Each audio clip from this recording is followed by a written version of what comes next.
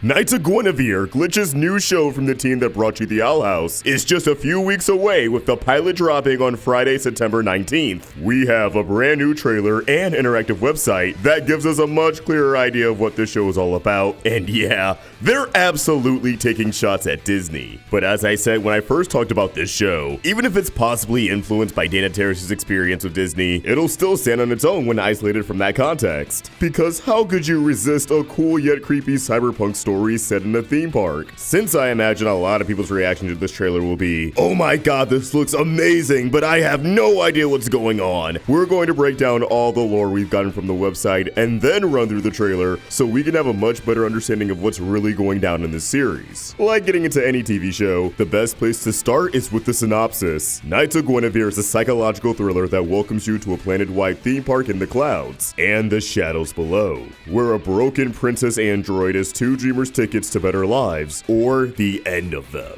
The theme park in question is the main setting of the series, Park Planet, an intergalactic resort that, according to the website, is across the Crimson Nebula and around the Milky Way. The park itself has the layout of an archipelago, as it's divided into multiple parks that reside in the sky above a mysterious planet. Kinda reminds me of the gold saucer from Final Fantasy VII. Park Planet is absolutely analogous to Disneyland and Disney World. How those have different parks within them, like California Adventure, Magic Kingdom, Hollywood Studios, Animal Kingdom, and Epcot. And just like how Disney has Mickey as a mascot, with different variants around the different parks, Park Planet has Guinevere. There's actually a personality quiz that you can take on the website that gives you a blurb for 4 different Gwens that not only explains their role in the park, but alludes to what they're really about behind closed doors. There's the poster child of the whole show, Princess Guinevere, who I imagine belongs to the park in the far left with the giant Guinevere statue. This must be Park Planet's equivalent of Magic Kingdom. Her blurb reads, "The smiling heart of the kingdom, your life is a non-stop parade of festivity, merriment, and sweet friendship.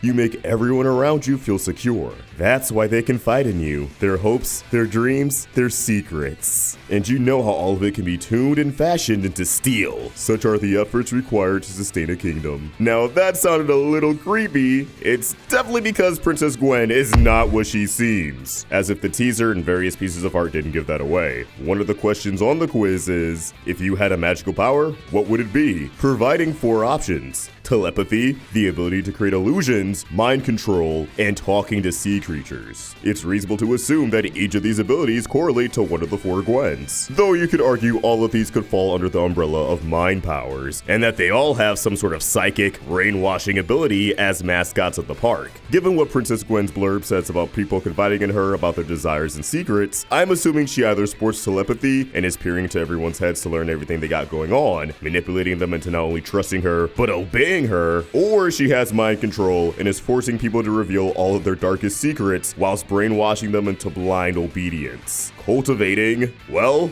a cult. The masses worshipping a theme park and its mascot. Why is that sounding familiar? There's Mermaid Guinevere, gotta be associated with a water park, whose blurb reads, "Oh my gosh, did you really just put seaweed on your head? You're the funniest. You never fail to make the people around you smile. Hey, quit splashing." But there's a side to you that's as deep as the ocean blue. It brings you joy to share with your friends, watching their eyes widen and their faces turn the color of your hair down in the peace beneath the waves. Hey, wait, what's the color of her hair? Oh, sweet Jesus!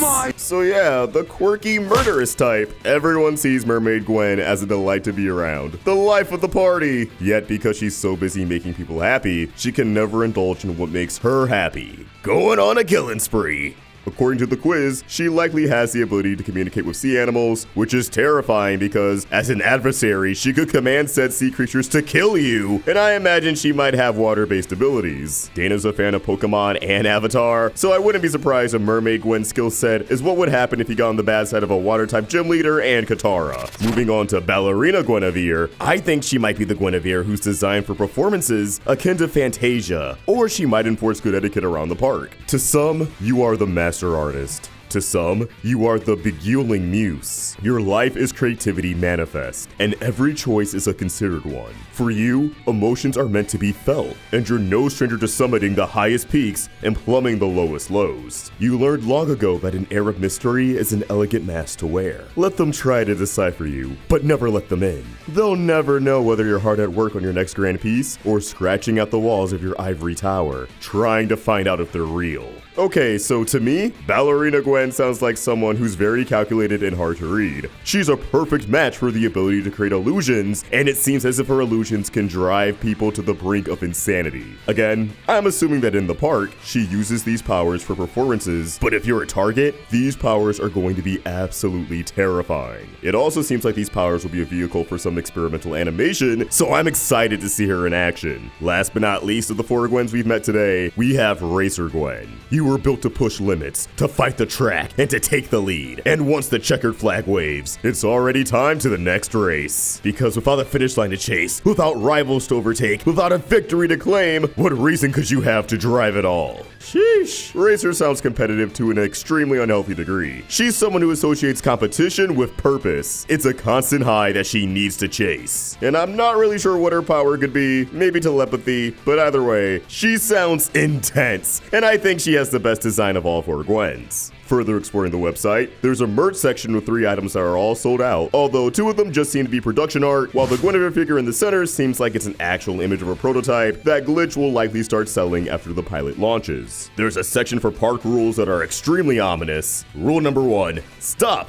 No running, which is pretty commonplace in establishments, but trust me, if one of these Gwens switched up on me, my ass is booking it! Rule number 2, in case of emergency, Gwen is to be obeyed. This just really reinforces the idea that Park Planet is an empire that's training its customers to follow every order from its mascot. But it also sets up a future catastrophe that'll happen at this park where resistance against Guinevere will likely result in your gruesome demise. Though I imagine the emergency in question will be someone compromising the park and potentially exposing its various dark secrets to the public. Rule number 3, don't hug me too long, I damage genomes. The genome is the DNA contained in a single cell, so I believe the implication is that the Guineveres are made out of or powered by a material that can fundamentally alter our genes for the worse. Whether this means some radical mutation, paving the way for body horror, or maybe just an extreme space illness is yet to be seen. But yeah, these girls are lethal in more ways than one. Rule number 4, for your safety, the surface is strictly off limits. The surface is the planet that resides beneath the park that I can only assume holds the secrets of the Empire and sheds light on how the employees of the park are really treated. Hell, it wouldn't surprise me if the park staff were formerly fans of the park who were enslaved by the Guineveres or something along those lines. Maybe this planet was conquered by the Guineveres or bought by the company, and we're following a generation of people who were born into this world as employees, harboring no say in the matter. Speaking of the park staff, scrolling down to the end of the website will bring you to the staff login page. Completing the quiz will reveal the code in the top left corner, which is based off our main characters, Andy, Frankie, 190925. Those numbers correlating with the release date of the pilot. Andy appears to be a scientist or engineer, presumably involved with the development of the Guineveres, while Frankie appears to work in construction, involved with all the attractions around the park. Andy is constantly on edge, often disappointed with the people around her and forced to clean up her co-workers' messes. She just expects life to throw shit her way at this point. Even when she's feeling good about something, she still has very closed off body language. Even when she's truly vulnerable, she shows it more in her eyes than her body language. She only really acts out with her full body when she's got something to say. Like if you piss her off. Her wrists are in pain from non-stop laptop use. She types in her sleep. Ooh, girl's a workaholic. Girl just needs a break to watch her horror movies and historical dramas. Andy is akin to the burnt-out, overworked artist at Disney, who seems to have some things in common with Ballerina Gwen when it comes to being closed off and hiding emotion. Then there's Frankie, who compliments Andy as the more extroverted of the two. Frankie has very open body language. Chest up, looks people in the eye, welcoming yet confrontational at the same time. She's the type to unconsciously rub her muscles from constant manual labor. Lifting heavy shit is nothing to her. She will throw ultra heavy boxes, bags, and bodies over her shoulders as if they were nothing. She also has childlike flexibility, but she only lounges like this when she's 100% comfortable. So so basically only around Andy and Gwen. Together, Andy and Frankie are brains and brawn, and I can't wait to see what their dynamic is like. We really don't get too much of them at all in this teaser, despite them being the main characters. Now, who's Gwen in this context? Well, I assume it's the broken android with a half-shaven head that we saw in the teaser and in various artwork. I'd wager this is either a defective Guinevere model, one that doesn't conform to Park Planet's sinister agenda, or perhaps even the original Guinevere, as we do see a Guinevere model with what looks like a 0 on its chest in the trailer. Either way, it seems like it'll be up to these three to liberate themselves from this tyrannical empire, and maybe even save the galaxy along the way. With all that context finally in place, let's take a look at this trailer. We open with a voiceover explaining that long ago, a princess was trapped in a tower, locked away by machines that ran on blood and fear, presumably the Guineveres, although it could be the robot near the princess's bedside. I assume the princess in question is not Guinevere, but this blonde girl with the hair cones. I'm just spitballing, but I'm getting the vibe from this shot of a Gwen looming behind the princess and king holding hands that the Guineveres were created to serve the kingdom at large, but something went horribly wrong, and Princess Gwen might have silently usurped the throne. Even if this Walt Disney looking fellow was still keeping up appearances as the creator of Park Planet, it seems like this deactivated Guinevere, who again, might be the Gwen that we're supposed to root for, is the key to the princess escape. It makes me wonder if this following shot of her springing into action is her first big moment in the series, trying to take down the other Guineveres, only to get her mechanical ass handed to her, getting smacked down right to the surface, which will ultimately rope Andy and Frankie into the story. However, it seems like the princess comes into power as the new CEO at some point, which could be due to Guinevere mind control, but maybe she's just corrupt and has her own agenda that she plans to achieve through the Gwens. Maybe her father got in her ear. It's entirely possible that she's responsible for how the Gwens turned out, oppressing them and using them as mere tools for world domination. Yeah, I'm sure that won't blow up in her face. At one point, we do see the princess yanking a Guinevere toward her with what appears to be its own intestines, and it appears that Gwen is later free-falling in the sky with her guts still spilling out. So I'm sure this princess is far from innocent. Either the Guineveres fought back against this abuse and took over, or she's still using them for her own nefarious purpose. Either way, I'm pretty confident in this Gwen turning out to be the broken Gwen that we follow in the series. Moving on, we see that Guinevere is despised on the surface, with a couple of posters for Park Planet defaced, one of them having Dream written over her face, cementing the idea that this company punishes those who have high aspirations and want to make something of themselves. If the company isn't benefiting from your work, if it doesn't fit in with the status quo, it's not allowed to exist. Why does that sound familiar? An advertisement on the shuttle has also been vandalized, with Princess Gwen depicted as the devil, paralleling how people tend to depict Mickey Mouse as a corrupt businessman when criticizing Disney as a company. It also goes to show that the employees of this company are well aware of their shady practices, and that although Princess Gwen is all smiles when around consumers, her true colors are an open secret amongst the rest of the company. The shuttle is headed towards the western docks, which might be where the company laboratories are located, as we see a fantastical ship with a castle-esque tower approaching.